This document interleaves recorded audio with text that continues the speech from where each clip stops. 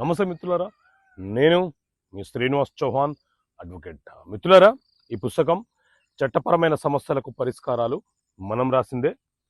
ఈ పుస్తకంలో ఎలాంటి అంశాలను పొందుపరిచాను. సో మిత్రులారా, ఈ పుస్తకంలో ఉన్నటువంటి ఒక ప్రశ్న ఏంటి అనంటే, గర్భంలో ఉన్న బిడ్డకు తండ్రి ఆస్తిపై హక్కులు సంక్రమిస్తాయా?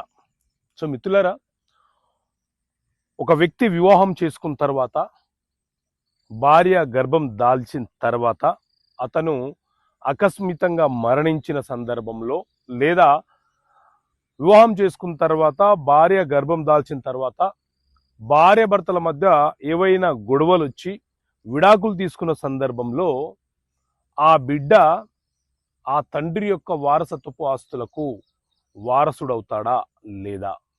అసలు చట్టం ఏం చెప్తుంది అనంటే మిత్రులారా, మన దేశంలో హిందూ